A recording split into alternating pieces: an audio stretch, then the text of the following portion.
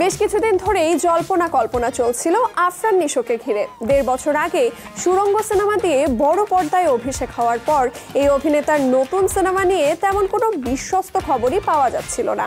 মাঝে নতুন 2টি সিনেমায় চুক্তিবদ্ধ হওয়ার খবর দিলেও সেগুলো ছিল না কোনো অগ্রগতি।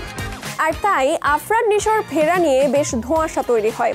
অবশেষে শুটিং ফ্লোরে গড়ালো আফরান নিশোর দ্বিতীয় সিনেমা।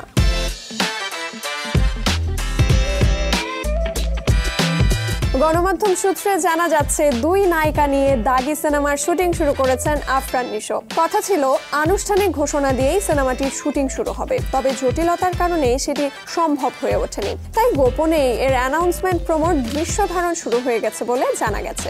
দাগি পরিচালনা করছেন শিহাব শাহিন, আর এই সিনেমায় আফরান নিশোর নায়িকা তমা মির্জা থাকছেন এমন খবর আগেই জানা গিয়েছিল। তবে তিনি ছাড়া আরও একজন নায়িকা রয়েছেন এতে। তিনি হলেন জাতীয় চলচ্চিত্র পুরস্কার প্রাপ্ত নজরায় খ্যাত নায়িকা সুনাইরা বিনতে কামাল। বর্তমানে এই নায়িকা নাটকের কাজ নিয়ে বেশ ব্যস্ত সময় পার করছেন। তবে দাগি প্রসঙ্গে আনুষ্ঠানিক কোনো মন্তব্য করতে রাজি নন এর অভিনয় শিল্পী, পরিচালক কিংবা প্রযোজনা প্রতিষ্ঠানের কেউ।